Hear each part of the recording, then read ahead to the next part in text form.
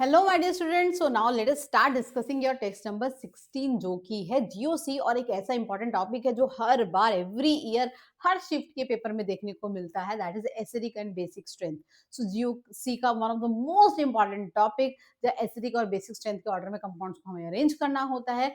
Late us quickly start guys. Okay, with respect to the compound 1 and 4 choose the incorrect statement. तो हमको यहाँ पर choose करनी है इनकरेक्ट स्टेटमेंट गाइस। तो इनकरेक्ट स्टेटमेंट चूज करनी है अपने को यहाँ पर। चलो जल्दी से क्वेश्चन सॉल्व करते हैं। Let's start the question.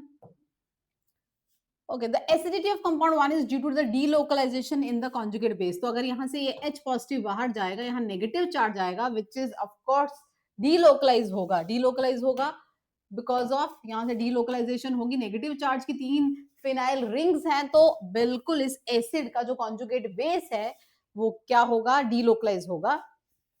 The conjugate base of compound fourth H positive निकलेगा, यहाँ नेगेटिव चार्ज आएगा and it becomes aromatic. So of course it also becomes aromatic. This is also correct statement. Now the next statement is compound 2 becomes more acidic when it has nitro group. तो nitro group क्या है, electron withdrawing group है, minus M वाला group है which increases the acidic strength. Electron withdrawing group increases acidic strength. तो ये भी correct statement है. The acidic strength of compounds follows the order. तो सबसे ज्यादा acidic इसमें कौन सा होगा बच्चों, फोर्थ होगा। Aromatic one H positive lose करने के बाद, फॉलोड बाय फिफ्थ क्योंकि हाईली पोलर है। ये जो कार्बन है this is sp hybridized carbon जिसकी इलेक्ट्रोनेगेटिविटी sp3 हाइब्रिडाइज्ड नाइट्रोजन से भी ज्यादा है, तो this bond is highly polar, तो H पॉजिटिव इजीली निकलेगा। And then of course 1 because of stability of conjugate base, followed by 2 and then we have 3. So this is the correct order of the acidic strength as per Ka values. So this is wrong. तो हमसे पूछी थी incorrect statement and we'll mark our answer as the donkey here.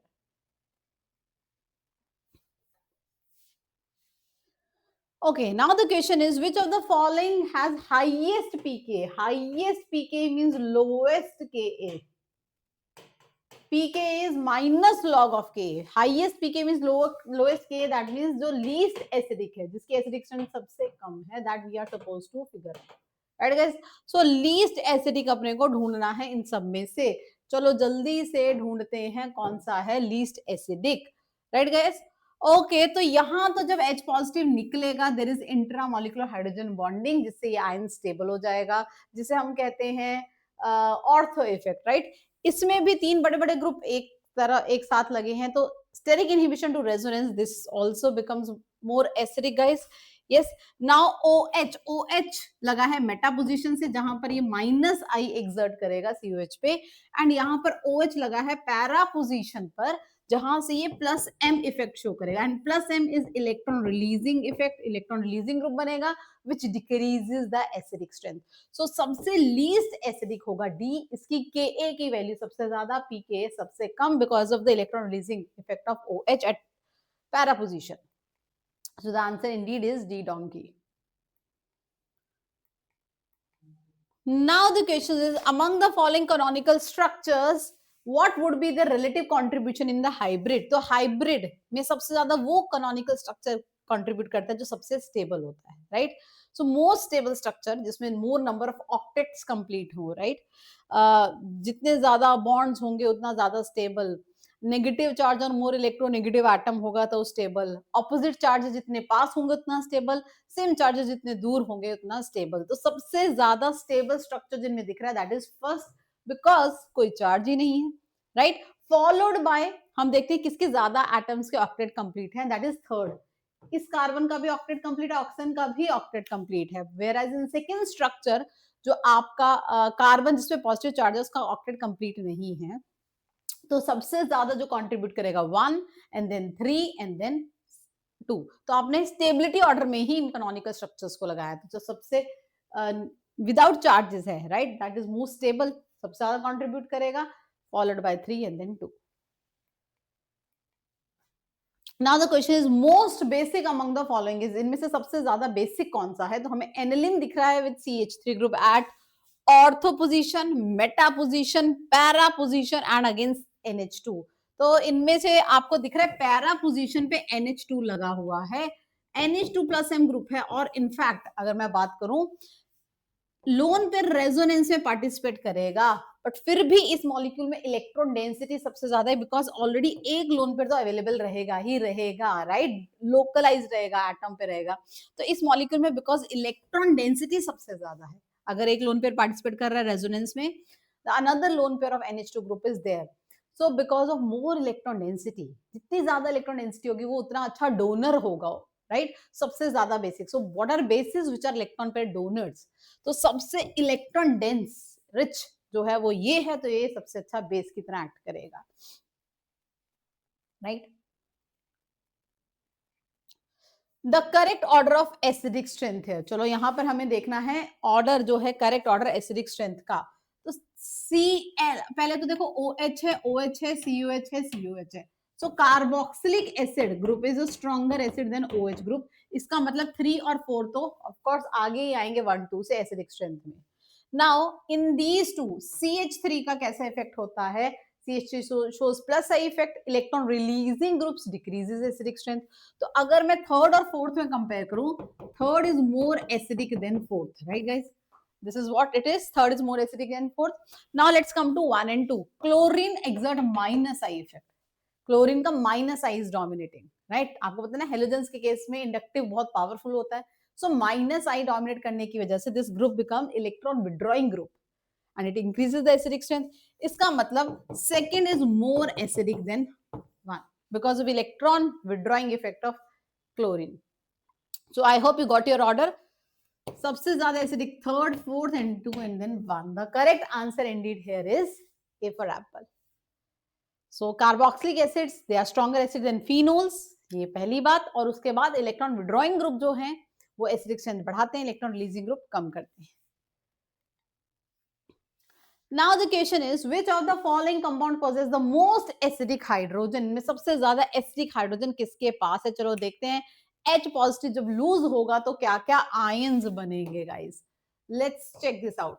सो जब इसका H positive निकलेगा यहाँ आएगा negative charge, जब इसका H पॉजिटिव निकलेगा यहाँ पर आएगा नेगेटिव चार्ज, इसका H पॉजिटिव निकलेगा here will have a negative charge and of course इसका H पॉजिटिव निकलेगा तो यहाँ पर नेगेटिव चार्ज आएगा। तो जो आयन सबसे ज्यादा स्टेबल है, जो कॉन्जुगेट बेस, वो सबसे ज्यादा मतलब एसिडिक रहेगा हमारा हाइड्रोजन, जिसके निकलने से the molecule is more stable. So you can see here, इधर अगर हमारा चार्ज आता है negative charge guys,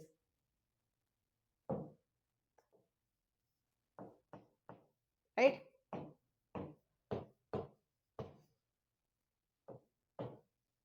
if this ion has a negative charge here, तो कितना ज्यादा रेजोनेंस स्टेबलाइज है, बिकॉज आपको दिख रहा है विड्रॉइंग ग्रुप्स लगे हुए हैं यहाँ, right. So because of the stability of this ion, because of withdrawing group, right, negative charge is being stabilized, तो सबसे ज्यादा stable ion out of all is B and this is the most acidic, क्योंकि H positive के निकलने पर जो ion है वो तीन इलेक्ट्रॉन विड्रॉइंग ग्रुप से स्टेबलाइज हो रहा है कार्बन आयन हमारा, right guys. So the answer Indeed is B। Carbon ion stability से वी डिसाइडेड, या आप कह सकते हो कॉन्जुगेट बेस की स्टेबिलिटी से हमने डिसाइड किया है, got it guys. So you can see here, okay, the decreasing order of basicity for the following intermediates, तो इनकी बेसिसिटी के ऑर्डर में हमको अरेंज करना है गाइस। तो let us arrange these according to basicity. तो आपको बेसिस दिख रहे हैं, let's make their conjugate acid, right. तो इनका कॉन्जुगेट एसिड बना लेते हैं पहले। तो you are CH, this is CH3, CH3 and this is CH3, next is CH4, next is HCN. I am making the conjugate acids of all these, CH2 double bond CH,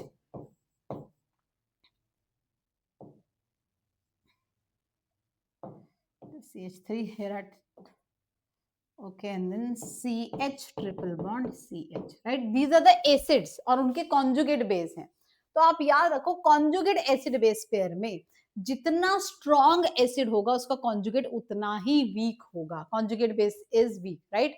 सो इनमें से जो सबसे strong acid है guys, उसका जो conjugate होगा वो सबसे वीक होगा। The most strong acid has the weakest conjugate base guys, यही है, यस। तो इन सब में से सबसे स्ट्रॉन्ग जो एसिड है वो आपको ढूंढना है, which is the strongest acid out of all. तो जो सबसे स्ट्रॉन्ग एसिड है that is this HCN is the strongest acid. We can see here guys HCN, please check. HCN सबसे स्ट्रॉन्ग एसिड है, right, followed by this because it is also polar. तो ये सबसे strong acid है, तो इसका जो कॉन्जुगेट बेस होगा CN नेगेटिव वो सबसे वीक होगा, मतलब ये सबसे वीक बेस होगा। Got it? Yes. And followed by CH, तो भाई ये उसके बाद जो इसका है दैट इज ऑल्सो वीक, सो सबसे एंड में C फिर E, तो यहाँ C सबसे वीक, ये क्योंकि एसिड स्ट्रॉन्ग है तो इसका कॉन्जुगेट बेस वीक होगा। And then we have D here, D because of course next जो एसिडिक स्ट्रेंथ का अगर मैं ऑर्डर लगाऊं, सबसे acidic 1 2 3, right, 4 and 5। Got it guys? So of course opposite आएगा। आपको करना क्या है, यहाँ जो भी बेसिस दिए उनके कॉन्जुगेट एसिड बना लो, तो उनको एसिडिक स्ट्रेंथ के ऑर्डर में लगा लो, which is more easier. You can see कि ये सबसे ज्यादा एसिडिक है, followed by this and then this this and this. So जो acidic this and last is this. So जो सबसे ज्यादा एसिडिक है उसका कॉन्जुगेट बेस सबसे वीक होगा, right? So this way you can do it easily. So बहुत बार हम ऐसे ही क्वेश्चन को सॉल्व करते हैं कि हम कॉन्जुगेट्स बना लेते हैं, कॉन्जुगेट से जानना इजी हो जाता है। तो सबसे strong base is A because इसका जो एसिड था, कॉन्जुगेट एसिड, वो सबसे वीक एसिड था, राइट? क्योंकि कार्बन पर नेगेटिव चार्ज है, देखो ऊपर से CH3 लगे हैं और नेगेटिव चार्ज को बढ़ाएंगे। Okay guys, so this is answer. Which of the following pair of structures R resonance structure? देखो रेजोनेंस में टोटल नंबर ऑफ इलेक्ट्रॉन्स उतने ही रहते हैं, रेजोनेटिंग स्ट्रक्चर हर एक में, एक मॉलिक्यूल के। एटम्स मूव नहीं करते हैं, only electrons, that too pi electrons move करते हैं, उनकी डीलोकलाइजेशन होती है रेजोनेंस में। जो एटम जहां है वो वहीं रहेगा, राइट? तो लेट अस चेक आउट कौन से रेजोनेटिंग स्ट्रक्चर्स हैं। तो आप इसमें देखिए जरा, फर्स्ट पार्ट, यहाँ नाइट्रोजन पे पॉजिटिव चार्ज है, राइट? यहाँ पर रेजोनेंस होगी और ये इधर आएगा, तो ये दोनों आपस में रेजोनेटिंग स्ट्रक्चर है, बिल्कुल correct. Yes, these are also resonating structure. Benzene ring देखो, सिर्फ पाई बॉन्ड की पोजीशन चेंज हुई है, ऑल्टरनेट हुई है, so they are of course resonating structure. इसमें देखो, यहाँ O था, यहाँ OH आ गया, तो ऑफ कोर्स एटम की movement is not possible in resonance, right? Same यहाँ पर देखो, यहाँ O था, यहाँ पर OH आ गया, टॉटमराइजेशन की बात हो रही है, तो सिर्फ रेजोनेंस में इलेक्ट्रॉन्स, पाई इलेक्ट्रॉन्स जो है वो मूव करते हैं। तो जो हमारा आंसर है that is 1 and 2, they are resonating structure, not 3 and 4। Got it? Because atom की मूवमेंट हो रही है, तो आप देखोगे टॉटमराइजेशन जैसा कुछ हो रहा है। Got it guys? Now the question is the decreasing order of basicity. Basicity, base क्या है? इलेक्ट्रॉन पेयर डोनर, जिसके पास सबसे ज्यादा अवेलेबिलिटी है इलेक्ट्रॉन पेयर की, अवेलेबल इलेक्ट्रॉन पेयर है, जहां कहीं पार्टिसिपेट नहीं कर रहा है, ऑक्युपाइड नहीं है, वो सबसे अच्छा बेस है, राइट? सो इसमें देखो बच्चों, यहाँ पर लोन पेयर रेजोनेंस में पार्टिसिपेट कर रहा है, इसमें भी रेजोनेंस में पार्टिसिपेट कर रहा है, जिसकी वजह से मॉलिक्यूल जो है एरोमेटिक हो रहा है, राइट? तो ये लोन पेयर तो बहुत बिजी है, बिकॉज उसके पार्टिसिपेशन की वजह से जो है वो कंपाउंड एरोमेटिक हो रहा है। अब ये जो lone pair, the curious case of pyridine, pyridine का lone pair does not participate in resonance because orbital symmetry match नहीं करती है, तो ये रेजोनेंस में तो पार्टिसिपेट नहीं कर रहा है यहाँ पर, राइट? अवेलेबल है फॉर डोनेशन गाइस, राइट? यहाँ पर ये अवेलेबल है डोनेशन के लिए हमारा, करेक्ट? तो और ये भी अवेलेबल है डोनेशन के लिए हमारा, this is also available for donation. So ये भी अवेलेबल है डोनेशन के लिए, ये भी अवेलेबल है डोनेशन के लिए हमारे पास। ये रेजोनेंस में पार्टिसिपेट कर रहा है, जिसकी वजह से एरोमेटिक हो रहा है, ये भी रेजोनेंस में पार्टिसिपेट कर रहा है।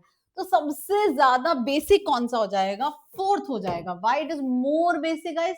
क्योंकि इसमें जो नाइट्रोजन है that is sp3 hybridized, and sp3 hybridized nitrogen is less electronegative than sp2। pyridine का नाइट्रोजन इज sp2, तो जो जितना ज्यादा इलेक्ट्रोनेगेटिव होगा वो उतनी मुश्किल से इलेक्ट्रॉन लूज करना चाहेगा, तो सबसे ज्यादा fourth, because electron pair available on sp3 hybridized nitrogen, followed by 3 electron pair available on sp2, and then 1 resonance में पार्टिसिपेट कर रहा है, और लीस्ट इज 2 बिकॉज रेजोनेंस होने की वजह से एरोमेटिसिटी भी मिल रही है।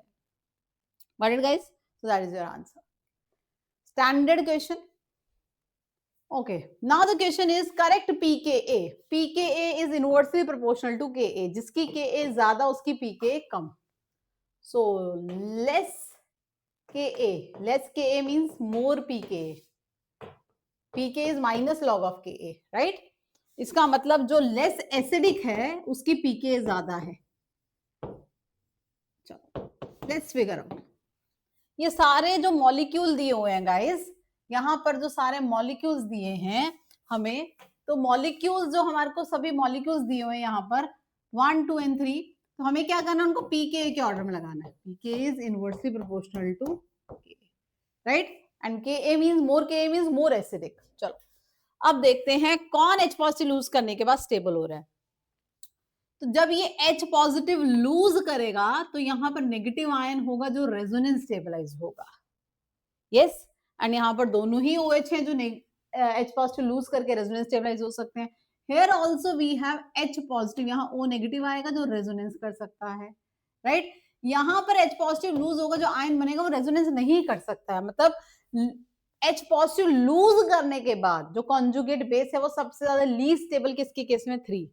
मतलब ये सबसे लीस्ट एसिडिक है. H पॉजिटिव लूज नहीं करना चाहेगा easily because H positive lose करने पे इसको कोई ज्यादा फायदा नहीं हो रहा है, स्टेबल नहीं हो रहा है. तो ये हो गया हमारा least acidic. Least acidic means इसकी Ka क्या होगी, सबसे कम, pK हो गई सबसे ज्यादा. Got it guys.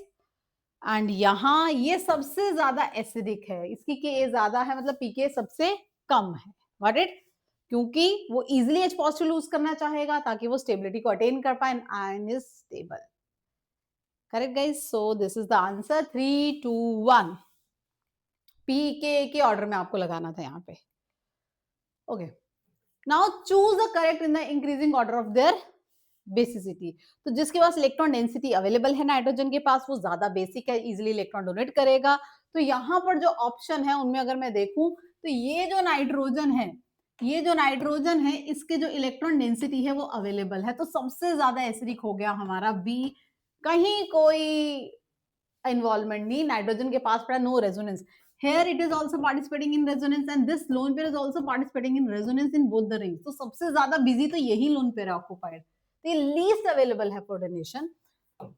So जो order हो गया, जितना ज्यादा available उतना ज्यादा basic. So the answer is B, A and C. Arrange the following. Next question है हमारे पास. Arrange the following alcohols in decreasing order of the ionization under acidic condition. Acid डाला है, ठीक है. चलो एसिड से होगा क्या, एसिड डाला मींस H पॉजिटिव डाला है. H पॉजिटिव कहां करेगा अटैक करेगा इनके लोन पेयर पर जाके और वहां जुड़ेगा और वाटर रिमूव होगा, right. So H positive will attack on the loan pair of oxygen OH, पानी निकलेगा और ये सब क्या बन जाएंगे, केटाइंस बन जाएंगे. तो ये देखो पहला हो गया, ये मेरे पास बेंजीन रिंग और यहाँ पर भी बेंजीन रिंग है और वाटर के निकलने से यहाँ पर आ गया है positive charge. Second, again we have 2 benzene rings here, क्योंकि इसकी भी आयनाइजेशन हुई है एसिडिक मीडियम में और यहाँ भी बन गया है positive charge, right. Now the third is again we have 2 benzene rings. यहाँ पर पॉजिटिव चार्ज है,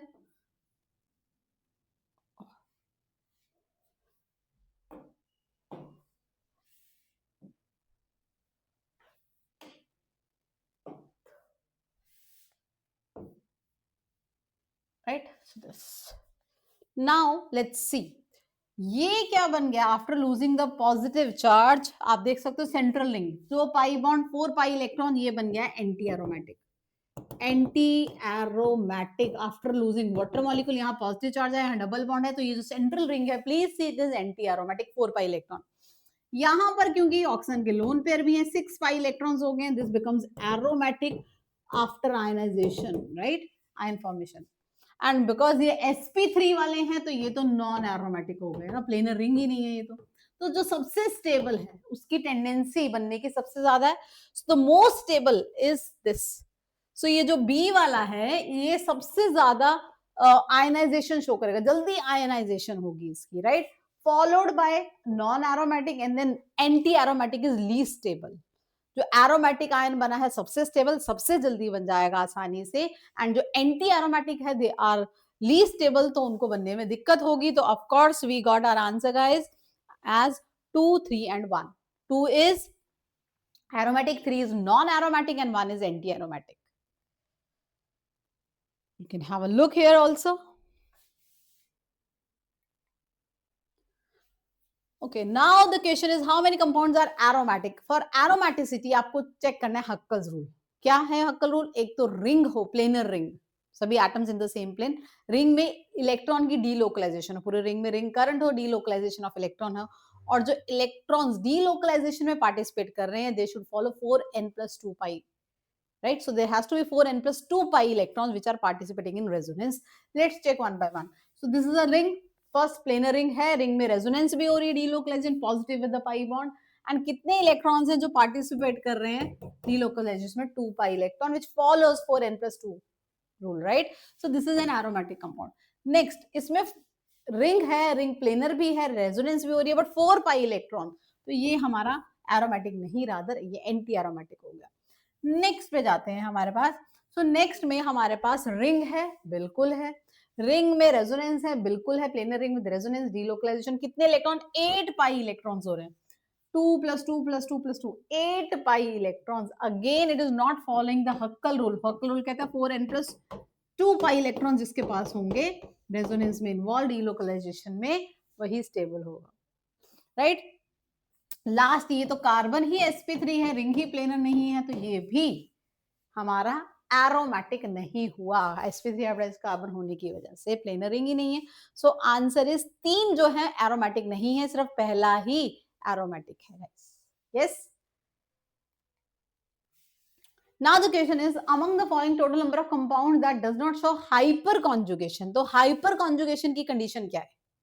presence of alpha hydrogen on sp3 hybridized alpha carbon, double bond या पॉजिटिव चार्ज फ्री रेडिकल, उनके पास अल्फा कार्बन जो कि sp3 hybridised हो, उस पे अल्फा हाइड्रोजन अगर होगा तभी हाइपर कॉन्जुगेशन होगी, राइट? चलो लेट अस चेक आउट। तो यहाँ पर डबल बॉन्ड तो सब दिख रहे हैं बट कोई sp3 कार्बन ही नहीं है, राइट? तो ये तो नहीं कर पाएगा। नेक्स्ट ये है डबल बॉन्ड और ये है उसका अल्फा कार्बन, बट इस पे कोई हाइड्रोजन ही नहीं है बच्चों, हाइड्रोजन ही नहीं है इस कार्बन पर, तो ये भी नहीं हाइपर कॉन्जुगेशन कर पाएगा। इसमें कोई sp3 कार्बन ही नहीं है। Now this is double bond, this is alpha carbon with hydrogen, तो सिर्फ लास्ट मॉलिक्यूल ही है जिसके पास alpha carbon sp3 hybridized with hydrogen है, तो वही हाइपर कॉन्जुगेशन कर पाएगा। तो इनमें से first three they can not show hyper conjugation, वो कंडीशन को सेटिस्फाई नहीं कर रहे हैं, सिर्फ लास्ट मॉलिक्यूल है जो हाइपर कॉन्जुगेशन शो कर पा रहा है, right? So among them 3 molecule, first three can not show hyper conjugation guys. तो कंडीशन आपको पता होनी चाहिए। सो आई होप ये जीओसी का एक इंपॉर्टेंट पार्ट है, टॉपिक है, जो आप अच्छे से जरूर करके जाए, बिकॉज डेफिनेटली क्वेश्चन तो आने ही वाला है। सो आई होप कि आपका ये टॉपिक स्ट्रांग हो एंड आप अच्छा करें हर बार इस टॉपिक में। All the best guys, thank you so much.